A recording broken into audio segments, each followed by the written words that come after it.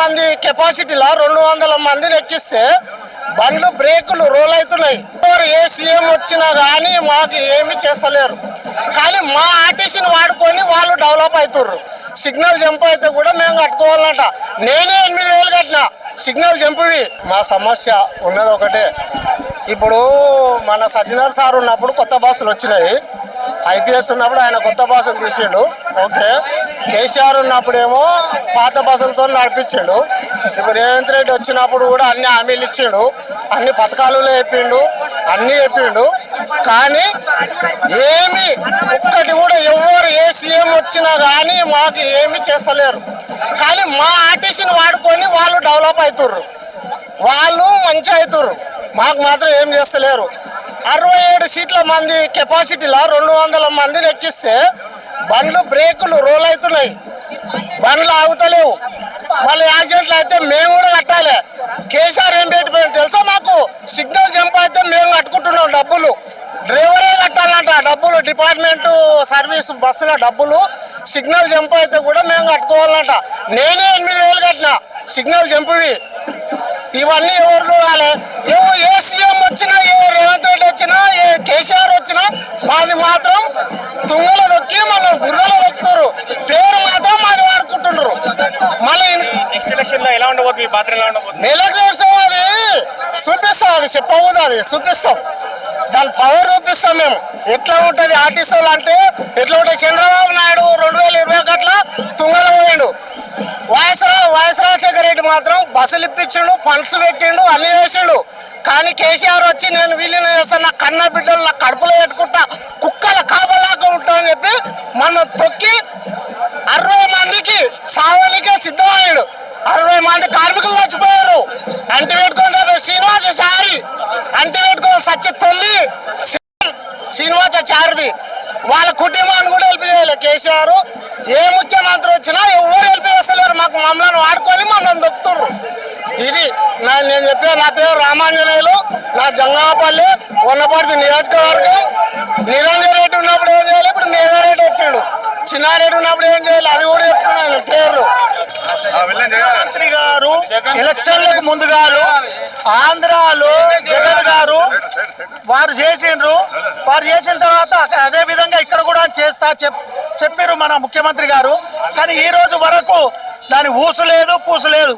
దాన్ని వదిలేసిండు గాలికి, ఆర్టీసీ వాళ్ళకి ఇంతే అన్నట్టుగా వదిలేసిండ్రు. కావున గౌరవ ముఖ్యమంత్రి గారు వెంటనే స్పందించి మమ్మల్ని విలీనం చేయవలసిందిగా కోరుచున్నాము. మరియు అలాగే మాకు రావాల్సిన 2 PRCలు కూడా వెంటనే అమలు చేయాలని వారిని మనవి చేస్తున్నాం. ఒకప్పుడు చంద్రబాబు నాయుడు కూడా మాకు హామీలు ఇచ్చిండు, నెరవేర్చలేదు. అప్పుడు చంద్రబాబు నాయుడు ప్రభుత్వం కూలిపోవడానికి కూడా ఆర్టీసీ వర్కరే. ఆర్టీసీ వర్కర్ తలుచుకుంటే ఎవరినైనా పైకి లేపగలుగుతాడు, ఎవరినైనా కూలవేయగలుగుతాడు. అదే విధంగా ఆనాడు ఉమ్మడి ఆంధ్రప్రదేశ్ లో మరి ఇక్కడికి వెళ్ళి విడిపోయిన తర్వాత ఆంధ్రాలో జగన్మోహన్ రెడ్డి హామీ ఇచ్చాడు, నేను గెలవగానే ఫస్ట్ సంతకం ఆర్టీసీని ప్రభుత్వంలో విలీనం చేస్తారు. మరి ఆంధ్రాలో విలీనం చేసిన జగన్మోహన్ రెడ్డి మరి ఇక్కడ చేస్తానికి మీకు ఏమవుతుంది? ఇప్పుడు గెజిట్లో ఆల్రెడీ కేసీఆర్ గారు గవర్నర్ తోటి ఇచ్చేపించి గెజిట్లో అంతా అయిపోయిన తర్వాత, గవర్నర్ ఆమోదం అయిపోయిన తర్వాత మా ప్రభుత్వం రాగానే మిమ్మల్ని ప్రభుత్వం విలీనం చేస్తాని మరి ఎక్కడ అడ్డుపడుతుంది? గవర్నర్ గారు అడ్డుపడరా, నీకు కేసీఆర్ గారు అడ్డుపడరా? లేకుంటే నువ్వు చేస్తానికి నీకు అడ్డు ఏమన్నా కలుగుతుందా? అంటే నిన్ను వాళ్ళు చేయనిస్తలేరా? మరి కార్మికులు మేము ఏం తప్పు చేసామని ఈ విధంగా మమ్మల్ని ఇది చేస్తారు, హింస గురి చేస్తారు. పేదరికంలో ఉన్న రాష్ట్రం ఆంధ్రప్రదేశ్లో గవర్నమెంట్లో విలీనం చేసిండు. అతను పిఆర్సీ చేసిండు, ప్రమోషన్లు వచ్చినాయి. మాకు ప్రమోషన్లు లేవు, బెనిఫిట్స్ లేవు, పిఆర్సీలు లేవు, బకాయిలు లేవు, డిఏ బకాయిలు లేవు. ఇంకా మీకు ఎంత టైం కావాలి? ఇంకా ఎప్పుడు సమస్య ఇస్తారు? ఎప్పుడు పరిష్కరిస్తారు? మా సమస్యల మీద ఎప్పుడు దృష్టి పెడతారు? ఏపీలో మరి అక్కడ విలీనం చేసిర్రు. మరి సేమ్ అది 2 ఒకటే కదా, ఉమ్మడి రాష్ట్రాలే. వాళ్ళకి చేసినటువంటి విలీనము మనకెందుకు కాదు? మా మీద కూడా దయ ఉంచి చేయాల్సిన బాధ్యత మీ మీద ఉంది సార్. మీరు తలుచుకుంటే అవుతుంది. నా పేరు టీజరావు, నేను జేఏసీ జిల్లా నాయకుడిని, నల్గొండ జిల్లా నాయకుడిని. మేము ఏదైతే 2019లో కేసీఆర్పై ఉధృతమైన సమ్మె చేసి కేసీఆర్ అంతా టోటల్గా 90% అపాయింటెడ్ డే ఇచ్చేసరికి ఎలక్షన్ కోడ్ వచ్చి అది ఆపివేయడం జరిగింది. గౌరవ ముఖ్యమంత్రి గారు అప్పుడు PCC ప్రెసిడెంట్గా ఉండే ఆ పిసిసి ప్రెసిడెంట్ ఉన్నప్పుడు ఆయన ఎన్నికల మేనిఫెస్టోలో ఆర్టీసీ కార్మికులకు ఇస్తున్నటువంటి హామీలు పే స్కేలు అయితేంది, యూనియన్ల పునరుద్ధరణ అయితేంది, గవర్నమెంట్లో విలీనం అయితేంది, ఏరియర్స్ అయితేంది, డిఎల్ అయితేంది, అన్నీ కూడా చెల్లిస్తా అని ఆయన మేనిఫెస్టోలో పెట్టిండు. ఆ మేనిఫెస్టో కాపీ కూడా ఇప్పుడు ఒకసారి పేజీ నెంబర్ 45, 44 ఉంటుంది. అందులో ఆర్టీసీ కార్మికులకు సంబంధించిన 5 అంశాలు ఉంటాయి.